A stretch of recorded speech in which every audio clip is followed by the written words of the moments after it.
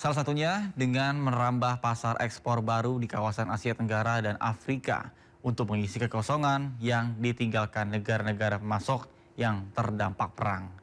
Meskipun demikian, Menteri Perdagangan Budi Santoso memastikan pemerintah masih mengkaji dampak perang terhadap komoditas ekspor tertentu, terutama yang bergantung pada bahan baku impor.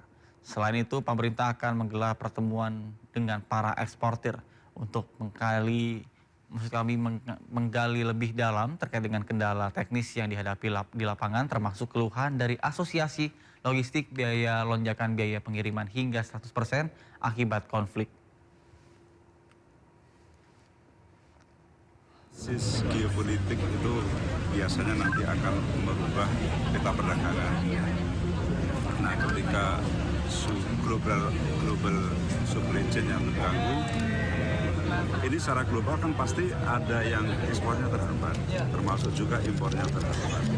Jadi sebenarnya memang justru ada celah yang kosong ketika sebuah pasar di negara lain itu tidak disuplai oleh negara lain, ya pemasoknya selama ini berarti kan kosong.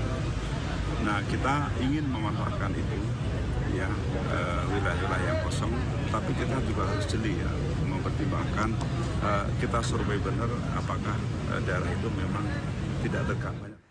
Pemirsa, Wakil Presiden Republik Indonesia ke-10 dan 12 Yusuf Kala bersama dengan sejumlah ekonom mendesak pemerintah segera evaluasi total dan ambil tindakan nyata guna meredam dampak perang Amerika Serikat, Iran, dan juga Israel.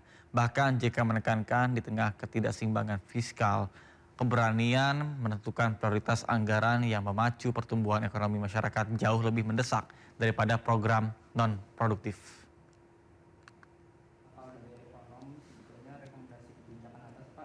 Konflik di Timur Tengah mengancam ekonomi nasional melalui lonjakan harga energi dan juga perlambatan ekspor global. Para ekonom memperingatkan terbatasnya ruang fiskal saat ini menuntut pemerintah segera melakukan perbaikan besar-besaran dengan mengalihkan anggaran ke sektor yang mampu meningkatkan penerimaan negara dan juga menjaga daya beli masyarakat. JK menegaskan meskipun pengadaan alutsista dan juga penguatan koperasi penting, namun pertumbuhan ekonomi harus menjadi prioritas utama pada hari ini.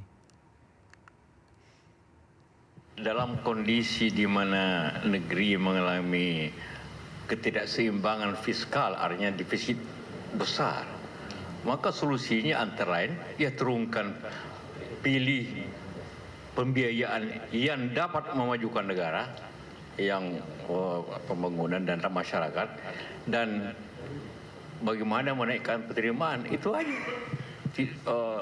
Jadi kita kembali lagi memilih prioritas. Harus memilih prioritas yang dapat memberikan suatu pertumbuhan yang baik untuk negeri ini. Kalau prioritasnya memang seperti contohnya bicara, MBK itu penting. Beli alutsista penting, koperasi penting, cuma ada yang lebih penting lagi. Cari yang lebih penting yang dapat, yang bukan cari, memilih prioritas yang produktif yang dapat meningkatkan pertumbuhan, memperbaiki dan kehidupan ekonomi masyarakat.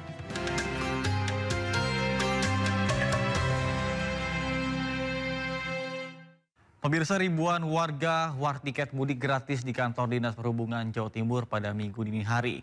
Mereka rela mengantri sejak malam hingga pagi demi mendapatkan nomor pendaftaran yang dibuka secara langsung.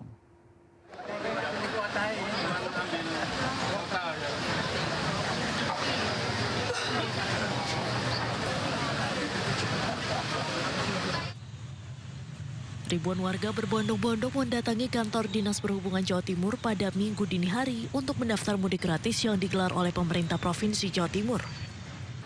Pendaftaran mudik gratis dengan moda transportasi bus ke sejumlah kabupaten kota dalam provinsi digelar secara offline di kantor Dinas Perhubungan Jawa Timur. Demi mendapatkan tiket mudik gratis, sejumlah warga mengaku rela mengantre sejak Sabtu malam hingga Minggu subuh.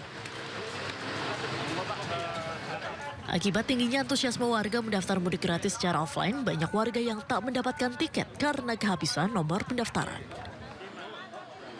Ini peserta paling luar biasa nih. Nomor berapa ini? Tahun yang kemarin tuh nggak sampai 500 sampai 600 700. Baru tahun ini melebihi kuota, luar biasa.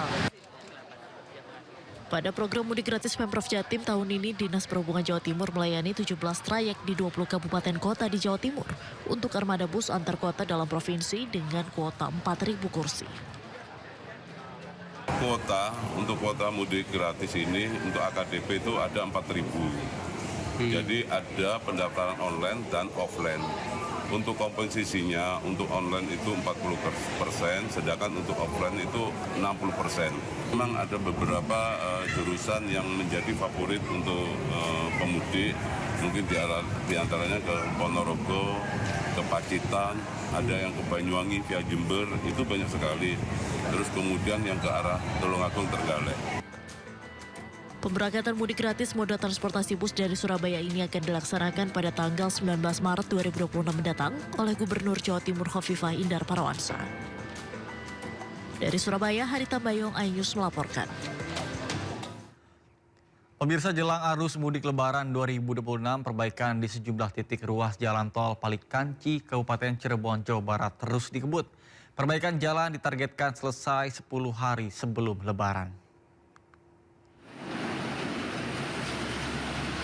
Perbaikan jalan ruas tol Palikanci dari arah Jakarta menuju Cirebon maupun sebaliknya terus dilakukan untuk persiapan jelang arus mudik Lebaran tahun ini. Perbaikan jalan dilakukan mulai dari kilometer 190 tol Palikanci hingga kilometer 238 di perbatasan Cirebon dengan Brebes. Sejumlah alat berat dikerahkan untuk melakukan pembongkaran dan pengecoran ulang permukaan jalan yang rusak. Pengerjaan perbaikan jalan tol Palikanci ini ditargetkan selesai pada 10 hari jelang Lebaran untuk kelancaran dan juga kenyamanan perjalanan mudik maupun balik bagi pengendara roda 4.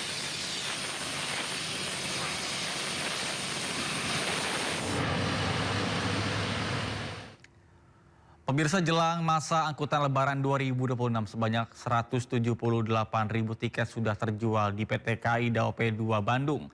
Wilayah Jawa Tengah dan juga Jawa Timur menjadi daerah favorit para pemudik untuk pulang ke kampung halaman. PT KAI Daop 2 Bandung telah menjual 178.000 tiket dari 345.000 tiket duduk yang disediakan.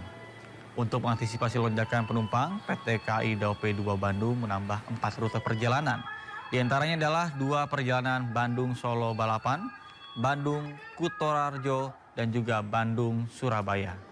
Bagi calon penumpang yang ingin memesan tiket mudik Lebaran untuk membeli di gerai resmi PT KAI agar tidak tertipu oleh oknum-oknum yang menjual tiket palsu. Masa angkutan mudik Lebaran sendiri akan dimulai pada 11 Maret hingga 1 April mendatang. Tiket masih terus berlangsung dan kita berharap semua pengguna jasa kereta api bisa cepat-cepat untuk membeli tiket karena dikhawatirkan nanti menjelang mendekati area pasti tiket-tiket favoritnya sudah habis. Nah, oleh karena itu kita berharap mereka bisa segera melakukan pembelian tiket dan lakukan pembelian di channel-channel resmi yang ada. Jangan percaya dengan tawaran dari siapapun yang bisa menyediakan tiket